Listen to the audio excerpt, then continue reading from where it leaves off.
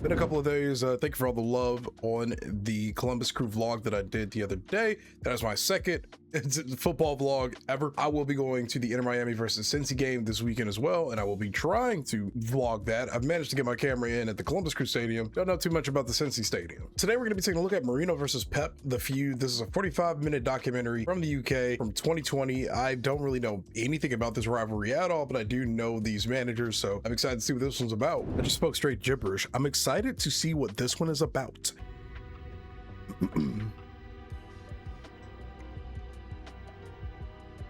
Ooh, I like these jersey lineups. Good to go. Result for Guardiola is not enough. They both got under each other's skin. For Barcelona, it's not a dream. It's an obsession. I've seen him come in and kick a tail over and scream and shout. The terrible scenes, that time when it was real, toxic atmosphere. How can you over-celebrate a derby? Which one of them would you rather go for a beer with? Mourinho. Did you see him becoming the great manager he is today? No. They don't Damn. understand the consequence, what they say, the amount of death threats I get. I'm a special one. El puto amo. El puto amo. Fucking boss. Putting those two together in the same city, box office. There was an absolute crackle throughout Manchester of what was to come. I just thought myself this would be fun. Respect. Respect. I love how dramatic this sport is so much, man. I love it. It makes it beautiful.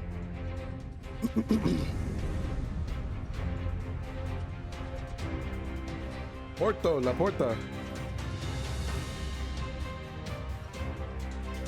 I hope this video does not get copyright strike, man, and blocked. This is a 45-minute video. Jose and Pep. Jose versus Pep, or Pep versus Jose. A rivalry that defined an era. A rivalry fought across Europe with the latest chapters in England. 2020 though. This rivalry between Mourinho and Guardiola is the greatest in football history. They're both a kind of throwback to an era when the manager was king. Two big managers with great characters. Two different philosophies, two different style of playing football. Mm-hmm. Intensity-wise, very similar, very detailed. Guardiola would probably think more in a solution on how can we attack in a certain way to beat the opposition. Mourinho would be result. From afar, I wasn't a big fan. Just the way that he behaved on the side of the pitch. And then it wasn't until I first got to meet Jose Mourinho that my whole opinion changed. He comes from a winning culture. He's never known anything different. It's a natural drive that you get from the environment in which he grew up. Makes sense. Mourinho is a bigger personality. If you confront him, he would want the confrontation, and Guardiola would be the one that, no, I'd rather not. That's what we learned from The Guardiola Zlatan. Mourinho thing is seen as, footballing good v footballing evil. Neither of them want to be seen as a loser. So in the white heat of the week-to-week league season, they are constantly being judged and constantly being measured. 20 years from now, when we step back and we look at their CVs, they'll be remarkable. Yeah. They are winners, they want to win. They use everything they have to win, and we are talking about two of the best coaches of the history of this game for sure. Damn, what a label. Can I just say, I paused at the wrong moment.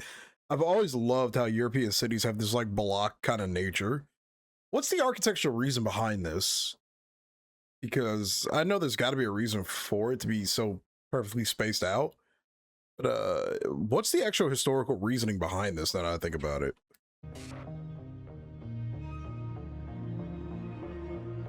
They were friends at Barcelona. Mourinho, the translator, and Guardiola, the player. Oh. What is the word for Talvez? Maybe we have to change some?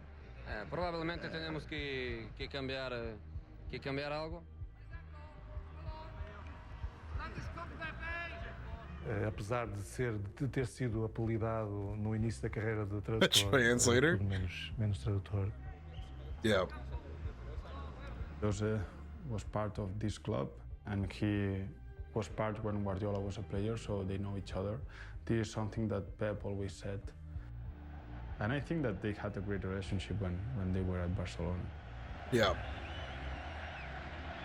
So, did he ever play? I'm going to assume he played, yeah? Mourinho?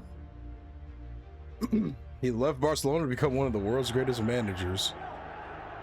Everyone remembers Porto and Manchester United at Old Trafford in 2004 when he ran down the touchline. I love that. That's brilliant, because that's what football hadn't really seen that at that time.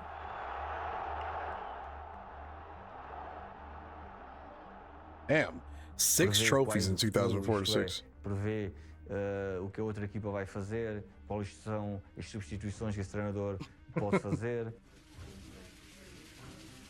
I'm European champion, so I'm not one of the bottle. I think I'm a special one. I respect it. Not just Chelsea fans loved him, the Premier League loved him, football fans loved him. Along with his strong personality, he had a great sense of humor. So I arrive here with my ego big. Now it's even higher. The Chelsea teams of Jose Mourinho were, some of them were frightening. A mix of tactically well-drilled teams, but with so much talent and speed, just physical power and presence. Each 6 trophies and 2 league titles. They blew everybody away. Back-to-back titles.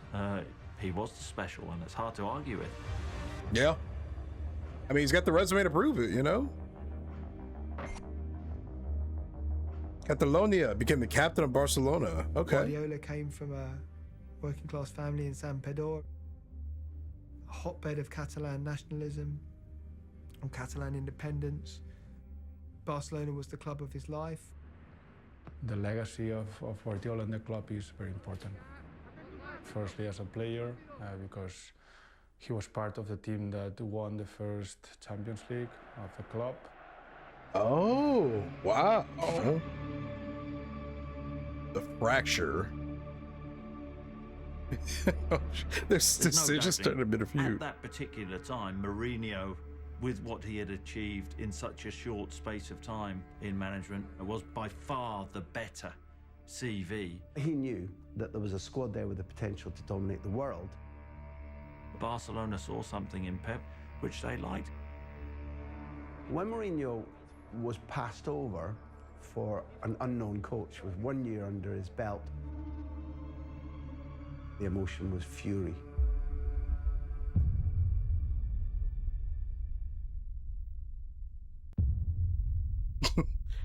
So the emotion was fury. Okay. So who's the other coach? Blame the volcano. What is this news ad? So Pep Guardiola was a player at the same time that Mourinho was a manager, basically. Special once snubbed by Barca. I mean, he was doing so good with Chelsea. Why did he want to leave? I might have missed something right there. Em sento fort, em sento que estic disposat a aquest repte i creieu-me que si no ho sentís no estaria aquí assegut.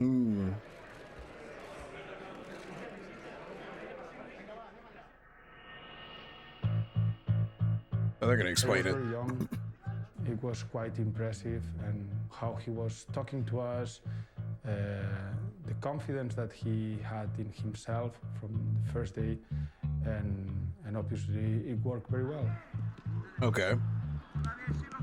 He is a strong character, no doubt, and he's very clear on how he wants the team to play and how he wants players to conduct themselves and what it means, of course, to be a part of Barcelona Football Club.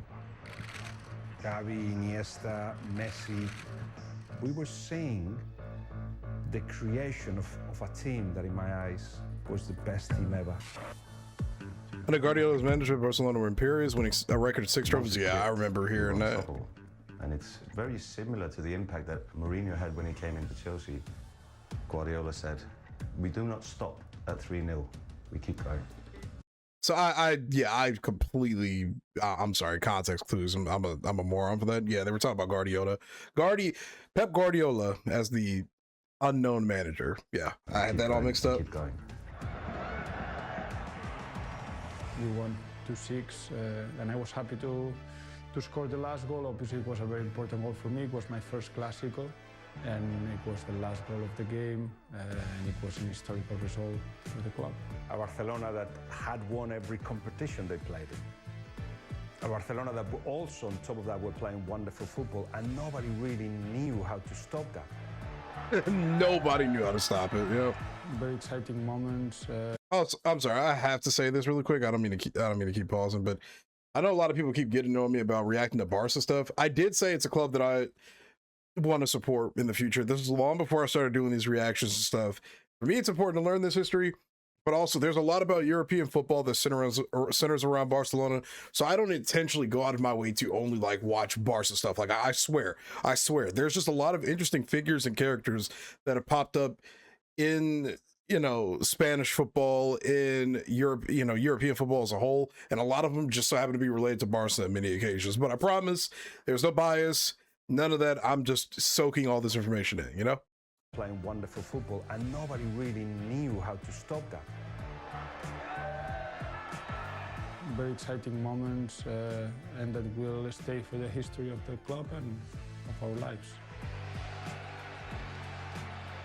Guardiola or Mourinho, easy to say now, they probably made the right decision. Yep.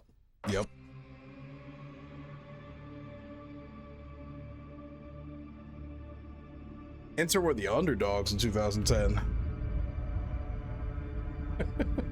All right, this volcano shot. The Champions League is this slick, football-producing, money-making machine. Yep. And then you have a volcano. We had to go by coach to Milan, so it was a crazy travel. Tough luck. Still, the feeling was Barcelona are favourites. Jose Mourinho clearly felt that there was time for revenge. Da más de 40 años que el Inter no ganaba la Champions, y creo que para muchos de nosotros era por ahí la última oportunidad. Mourinho was doing a dirty dozen trick at Inter Milan, saying the whole world hates you, they think you're rubbish, they think you're finished. I brought you here because we're great together. On kaže, ja ne želim da se takmičim da bih bio fair play, da bi se pričalo o meni kako sam to dobro uradio. Ne, ja želim da pobedim, ništa me drugo ne interesuje. I sebe, tako da ja nisam znao da posjedujem još neke kvalitete, gde on, hvala Bogu, uspeo da izvuči iz mene.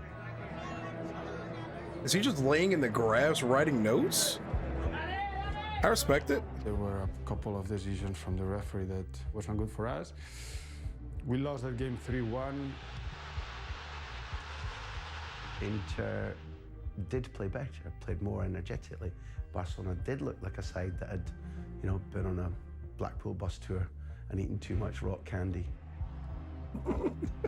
At that time, we were very confident that we can win back in the second leg at Camp Nou with our people. Well, did they? Can't hold this anticipation is killing me, man. We have the dream to play the Champions League final, and for Barcelona, it's not a dream. It's an obsession. When Jose Mourinho was a translator here, an assistant here, did you see him becoming the great manager he is today? No. Damn. Que nosotros habíamos preparado el partido de una manera y después de 20 minutos nos encontramos con un jugador en menos contra el Barcelona y sus grandes figuras. Was it a fair call? Oh, dude. Oh my God, I hate diving so much in this sport. Look at this guy. Look at him. Look at him. Come on, man. I guess it's not a dive because there was contact, but I mean, like, wait. Come on. It's barely, like, it's nothing insane. He touched him on the mouth. He didn't even hit him. He just, yeah, you know, like yeah. But this camera angle's hilarious. He's like, you see me? Yeah, that's insane. I gotta agree, that's crazy. Seguía convencido de que el Inter iba a llegar a la final. That boy's a Latin. It was all of a sudden about the essence of Inter, the possibility of fighting until the last minute to do it against the giants of Barcelona.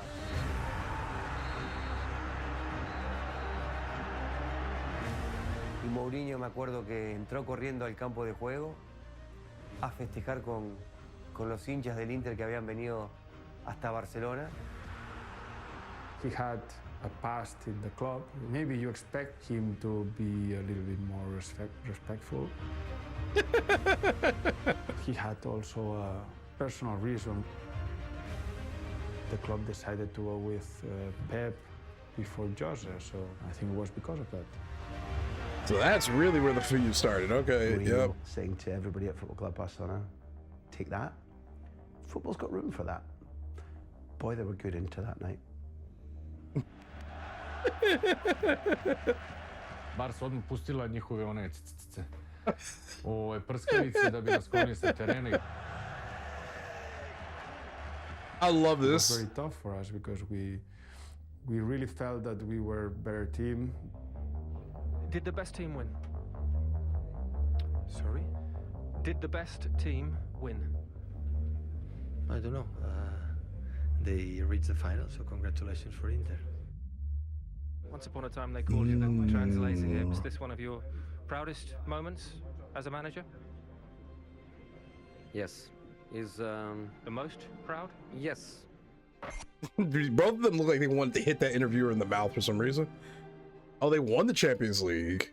Oh, shoot. Por haber ganado la Champions y sobre todo por haber obtenido el triplete, que somos el único club que en Italia que lo ha logrado.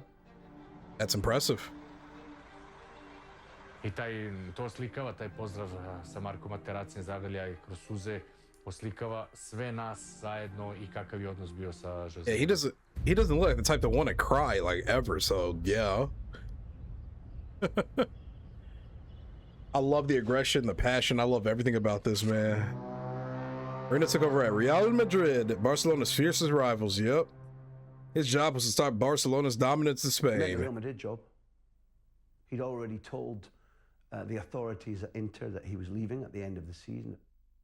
It was a beautiful way to say goodbye to Inter, a beautiful way to say to Real Madrid, look what you're getting, and a beautiful way to do that to Football Club Barcelona. The authorities. You've got to remember how things looked in 2010, that Barcelona were winning the league every year. They had this young side, they had this young coach. And so if you're Real Madrid and you've spent an absolute fortune in the previous sort of 7 or 8 years, and you look at Barcelona and you think, what do we do? How do we stop this? And so Mourinho's brought in the specific brief, you have to derail this train. When Jose Mourinho arrived to Madrid, he felt that Barcelona were far too comfortable in their skin, in the way they played, in the way they were treated by others. And he wanted to destroy that. They were a little too cocky, maybe? Oh, here we go. Here we go. Before the season, and the one date that everyone looks at, when's the Clasico? The build-up to that game it's like nothing else is going on in the world. Yeah, this is getting my heart racing. It's not just something around sports, it's around everything else. I mean, it's political. It's almost Spain against what you conceive as another country. Sheesh. We Catalans are victims of a state that is carrying out political persecution unworthy of a 21st century European democracy. An interim minister who conspired to destroy our health system. Political police units that fabricate false evidence against our leaders. They want their own independence, they want to be declared, a sovereign state of their own. Wow. Visca Catalunya, estimats.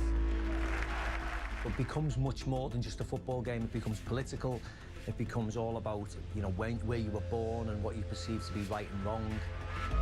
So I got to ask you guys, because I absolutely know nothing about this part of the world, obviously. What exactly are all of the issues that, I guess, specifically Catalonia faced with the rest of Spain? I remember in one of the videos we watched, oh, I don't remember which one it was, but it was talking about Catalonian independence, like back in like the 70s, 80s or something, like dealing with a dictatorship. There was a whole bunch of information we learned in that video, but what are some of the bigger issues that this this particular I don't know how is it listed on Wikipedia? I think it's like community or like autonomous community or something like that. Forgive my ignorance, but I just want to know. I didn't know it was this serious. Like, I knew it was serious, but 2017 wasn't that long ago. I didn't know stuff was still going down that badly. Like, I want to know.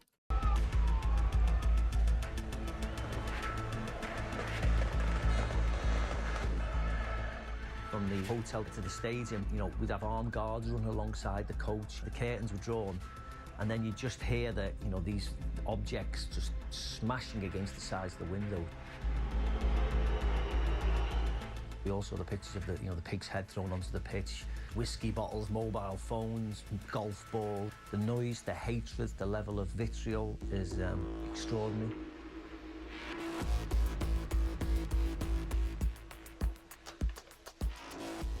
Jose went in to Real Madrid at a time of real turmoil. At that time, we were a much better team than Real Madrid.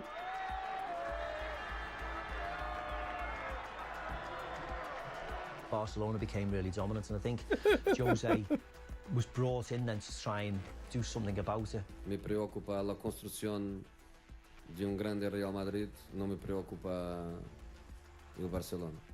Base. I respect it. He decided he would be what Barcelona were not. If they wanted the ball, he didn't want the ball. If they were light, he was dark. Then you get these two figures who had been friends, who become enemies, head to head against each other. No hablo, no pienso, no quiero hablar, no quiero pensar del Barcelona en este momento. And all I respect it. There was much more noise. Si soy odiado en Barcelona, problema de quien me odia, no problema mío. I just thought myself this would be fun. So I guess I can kind of see it from the Barcelona perspective. It is a bit of a betrayal to go to Real Madrid. I get it now. Damn, dude, this is insane. Oh, I've seen the footage of this one.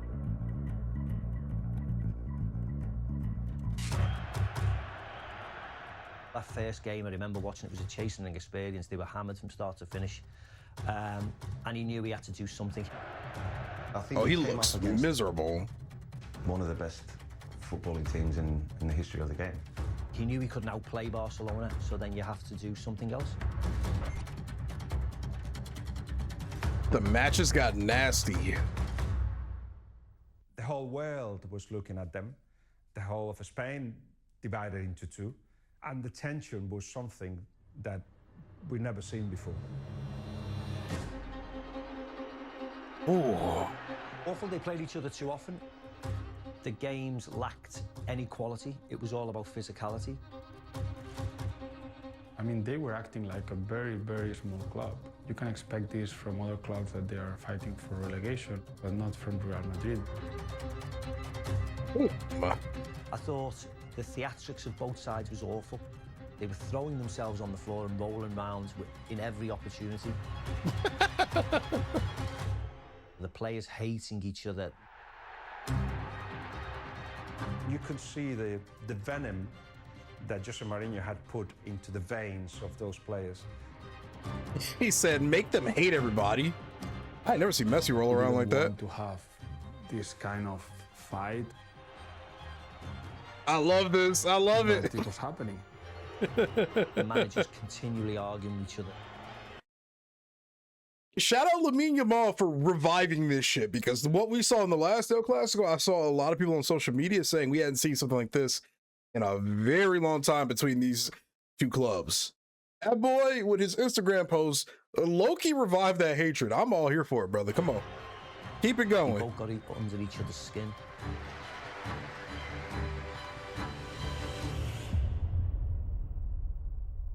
Dude, I wonder what their blood pressure levels were like during this era. They look stressed. So who won the most El Clasicos during that time? Exhausted Pep calls it quits.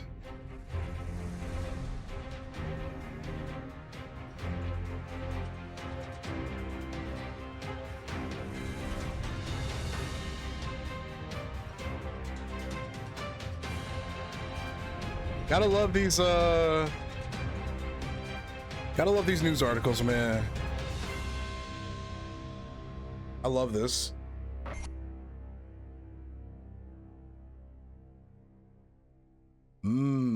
Okay.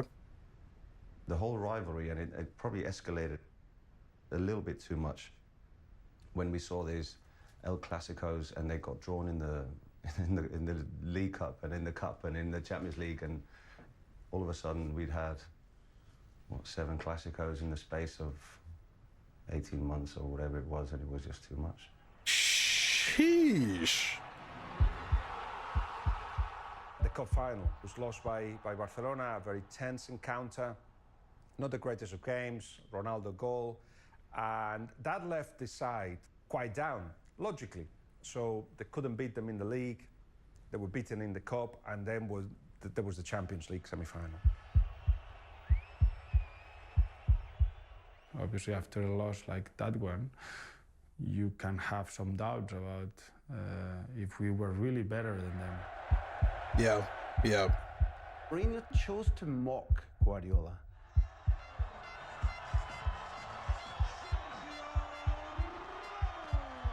Oh, he got arrested? Entramos en una nueva era, que es la era de un tercer grupo, que es el grupo que en este momento solo tiene una persona, que es él, que es criticar el acierto del árbitro. Mourinho sees Guardiola as tired and harassed, and I think Mourinho very shrewdly was trying to make the season draining and tiring and distracting. The top of the iceberg was when we went to the Champions League semi-final in Madrid. What Jose wants is your reaction all the time, and he will still keep throwing little stones until you just go like, stop. Yeah, just keep messing with him over and over. He went to that press conference and he launched that message. Mourinho me ha tuteado, yo también le voy a tutear. Me ha llamado Pep, yo le voy a llamar José. No sé cuál es la cámara del señor José. Deben ser todas estas. He just had enough, and I think that he felt that his footballers needed a bite back, a rallying cry. En esta sala, él es el puto jefe, el puto amo, es el que más sabe del mundo. Yo no quiero ni competir ni un instante. El puto amo, fucking boss of the press conference. It's all yours. Solo recuerdo que hemos estado juntos 4 años. Él me conoce y yo le conozco. He arrived to the dinner, I think, was in the hotel, and everyone was clapping. I love this. I love this so much. Mourinho got sent off. It was a good performance by Barcelona, and it was 2 goals from Messi, and it was a fantastic second goal, one of the best goals that the Champions League has seen. Dani Alves certainly exaggerated the tackle from Pepe, but it was fair that he was sent off. The reaction of Jose Mourinho deserved a sending off.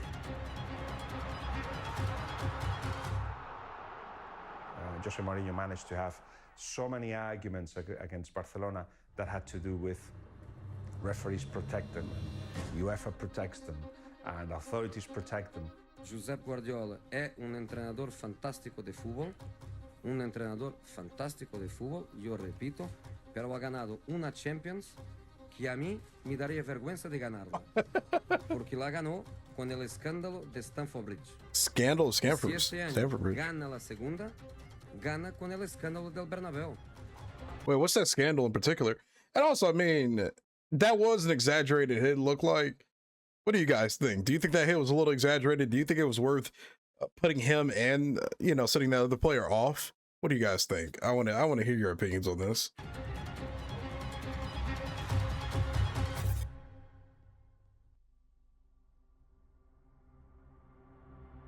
The feud worsened. Terrible scenes of, you know, Jose pulling Cesar Villanova in the eye. One of the most balanced men in football gets his eye pulled. Well, take the name Jose Mourinho out of that. If you saw that at school, or on the street, or in some YouTube video, you'd say, well, that person is a piece of scum. That relentless march of Barcelona and Barcelona-ism was ended by Mourinho. And so that, negative as it sounds, that, as much as winning the league, was his triumph. Yo, he was in the Copa 90 documentaries. Yo, for Once in a Lifetime Argentina. Yeah. His triumph.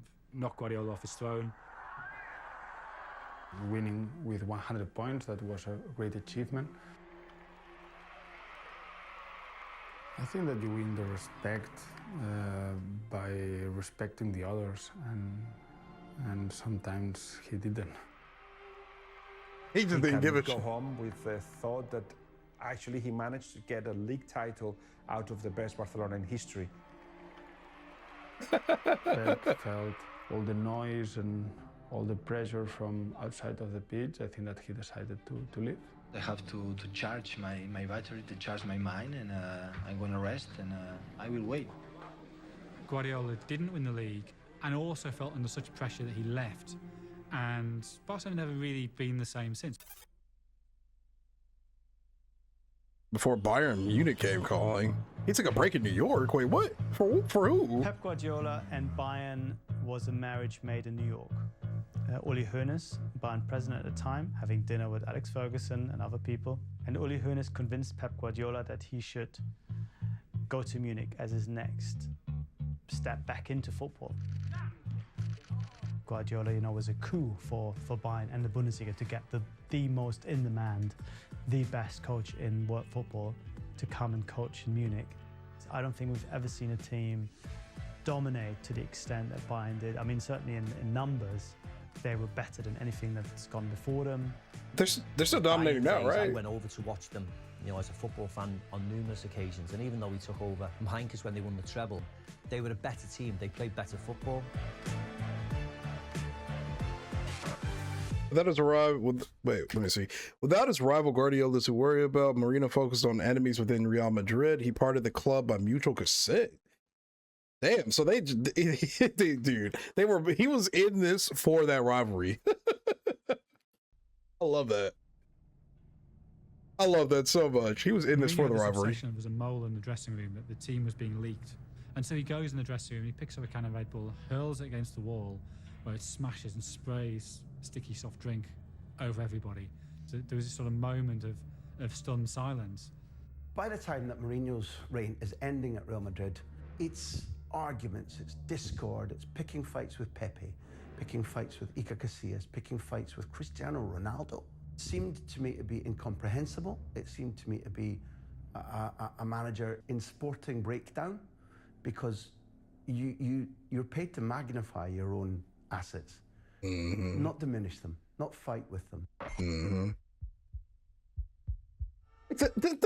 only up to 2013. I thought we were way farther down the timeline. We're only up to 2013. Oh my god, dude! I'm thinking to that clip we saw of Pep talking about Catalonia, like independence and stuff earlier, or I guess Barcelona. You know what I'm talking about, dude. I thought we were really closer to 2017 now. He won a Premier League title. Okay, and of course he had to compare his to Guardiola's, of course. You know, I was champion in every club I coach. There's a very strange moment when Mourinho wins the title in his second spell at Chelsea. Mourinho suddenly starts talking about Guardiola. Maybe in the future I have to be smarter and choose another country, another club where everybody's champion. Even the kit man coaching is champion in some countries. That showed very clearly to everybody just how obsessed Mourinho was with Guardiola. I can't imagine Guardiola gave a second thought to what Mourinho was doing with Chelsea. Bayern's big That's dream a crazy is the Champions stadium. League, and unlike some of his predecessors, he didn't manage to deliver that. So he's not perfection. Perfection in football is impossible. Mm-hmm. Every player that he's had at Bayern Munich, he's improved them. It's as simple as that. And all right, he didn't win the Champions League, but they were miles better than when they did win the Champions League. I think by the end of the third season, he probably had worn people out. I remember Joshua Kimmich once saying, you know, I leave training ground every day with a headache. He had the huge row with Dr. Müller-Wohlfahrt, who had been Bayern's doctor since the 70s. Müller-Wohlfahrt decided to step down after decades in the service of Bayern. Later on, Müller-Wohlfahrt said that Guardiola was a insecure person. There was the sense that there was no communion there. Things were happening and titles were won, but it wasn't just something that was enjoyable, and quite clearly decided that after the 3 years he had to move on. So wait, last time I'll pause for a while, sorry. Zlatan talked about a lot of his personal issues with Pep Guardiola, and it seems like there was kind of a trending thing kind of going on with communication issues and interactions with players and staff and whatever. This seems like this is a trending thing, so it seems like there's some element of truth to what Zlatan was saying and some of the stuff we've watched and some things I've watched privately about him. Interesting. I thought it was just a clash of maybe Zlatan's very embracive personality and Pep's, from the outside looking in, like more reserved kind of nature maybe. But I was totally wrong. Looks like there was just some issues across the board apparently. Something on my screen. Mourinho was sad. What happened from Chelsea winning the title in May 2015 to when Mourinho was sacked by the club in December of that year is one of the great mysteries of his career. I think it's difficult to understand the complexity of one of the most successful managers of all time. And perhaps that's it. Perhaps it's the inability to form those relationships anymore, where players will run through a brick wall for you. He would go around a change room and would dig out maybe one of the biggest names in that change room, just to show everyone that just because you're the biggest name, you're not immune to having criticism directed at you. He went through this severe misjudgment with the club doctor, Eva Carneiro. He swore at her on the touchline. Suddenly we saw the champions looking like they were in a relegation battle, which eventually was why he was sacked. I was the unfortunate one that refereed the Leicester match, which ended his Chelsea career. He still blamed me for the sack. He was getting frustrated, and probably referees were the brunt of the frustration. Was he just a hothead? Oh shit. Man City, Man United rival. On both Pep and Jose was huge. Man United are the team with the great history. Manchester City, you know, the so-called noisy neighbours. There was a huge amount of investment. They were the team that were really, really on the up, and Pep was supposed to come in to take them to a new level. When Pep and Jose arrived at the same time, there was an absolute crackle throughout Manchester of what was to come. We'd all seen the duels in La Liga. We'd all seen how they'd gone at it. And everyone was licking their lips at it being replicated. For the city of Manchester, having two of the greatest managers in the same city, working you know, in the same time. One is a Manchester City, the other one is a Man United, and of course both of them generates, you know, so much expectation, you know, for everyone. Putting those two together, they're two very different personalities in such close proximity in the same city with two clubs with that great rivalry that they do have. It didn't matter who won, it was going to be a great movie either way. Pep, I think, started from a much stronger base. Jose had a lot more work to do from what Louis van Gaal had left him. Mourinho was inheriting a team that hadn't qualified for the Champions League, and he still managed to bring in Ibrahimovic. He still managed to bring in Pogba. To me, I saw him as a serial winner.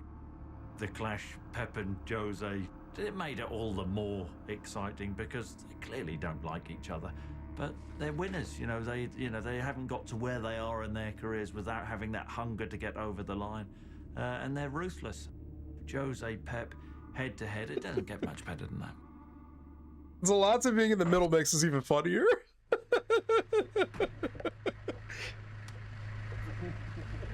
Pep had to deal with Mourinho and Zlatan. That's crazy. Don't doubt that there's a hard side to Pep Guardiola. I mean, Joe Hart was a hero at the Etihad, and he immediately dismissed him.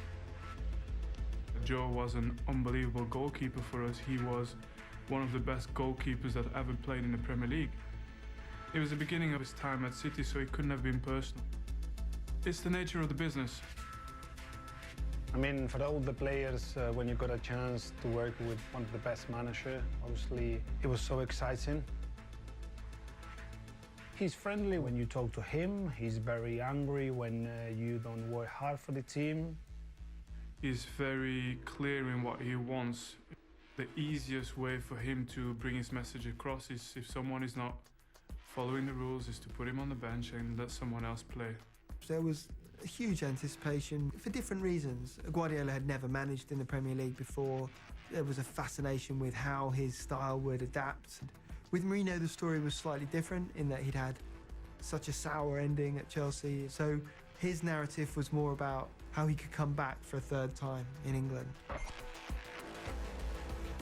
Damn, 3 trophies. First season, 3. Neither of them near winning the title. Manchester United did win the Europa League and they did win the League Cup.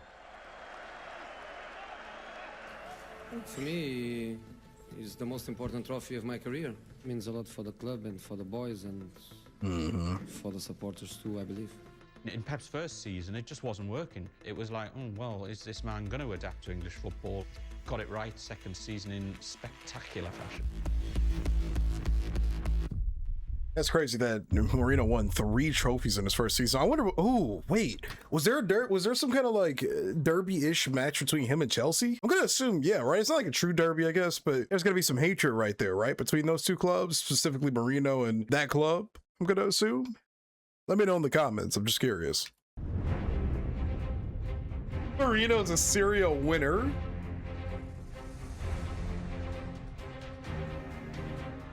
Catch us if you can.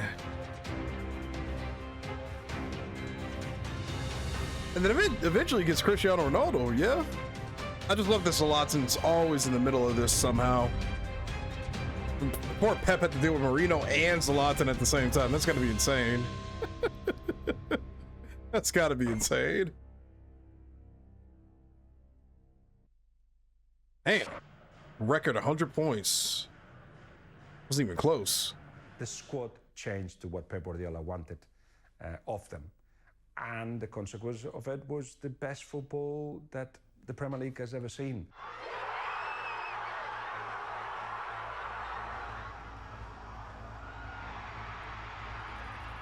We did the 100 points. There seemed to be an inner drive that was just constant. I felt that from the beginning to the end, I was part of a team that did everything right. And was doused in milk. What does that even mean, bro?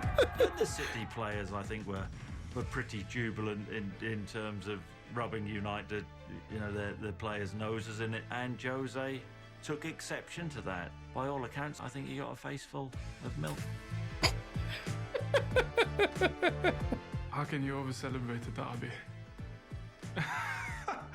It's still a bit too fresh. The milk hasn't quite dried up yet for it to be fully told. It's a lot about nothing, but it was it was hilarious at the time, actually. But maybe it was because he knew, he knew City were the dominating team in Manchester at that particular time, and it wasn't sour milk, it was sour grapes.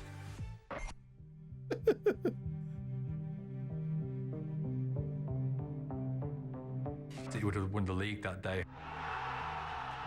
It would have been excruciating for United fans to see that. But, the next home game we went and lost to West Brom, so that kind of summed it up. He was sacked in 2019. Damn. For whatever reason, he wasn't backed over certain players in any football club when things are not going well and certain people are not happy. Leaks start to happen. I think that some care more than others. Do you want to say who? No. The more Manchester United struggled, the more stories came out. All the fallouts with senior players, you know, Pogba, the big star signing, Mourinho signing, and you know the public fallouts really. And he lost the dressing room.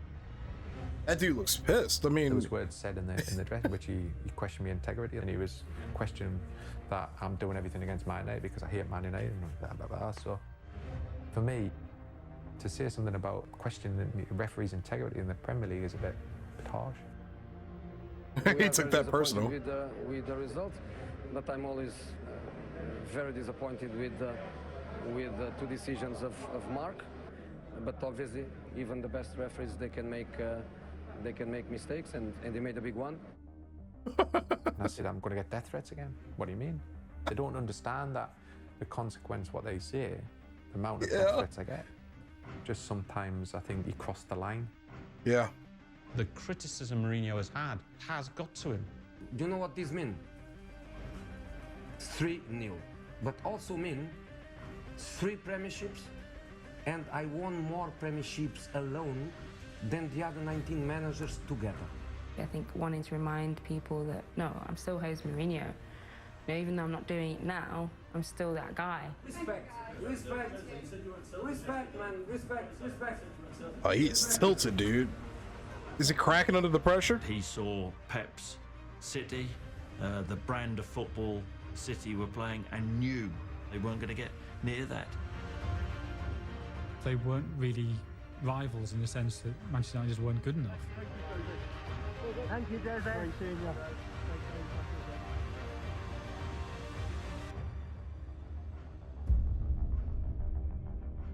He won the title again. Let me read this over. Guardiola won the title again in 2019. In 2020, his battle is with Jurgen Klopp. I think I've heard that name before. And the current champions, Liverpool. Meanwhile, Mourinho has made a new start at Tottenham.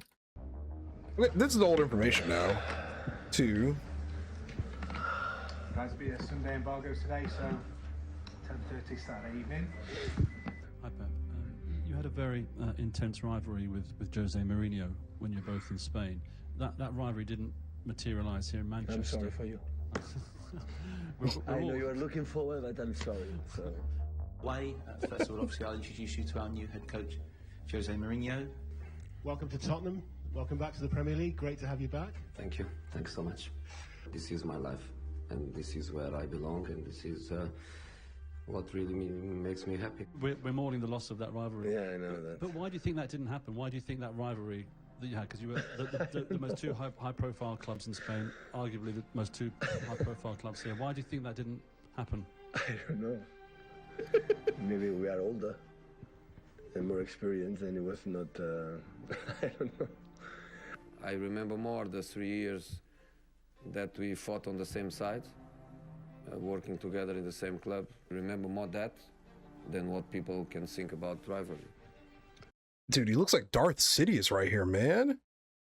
Holy stress. He looks like he just got force lightning reflected at him from Mace Windu. Oh my God. I mean, dude, if a lot of these derby videos and documentaries and whatever have taught me, the amount of stress this sport can put on either the fan base or the managers, or it's insane. It's insane, man. And you can see it in his face, how exhausted this has made him. About rivalry. Coming back to Jose again, Pep, sorry. Guardiola is king.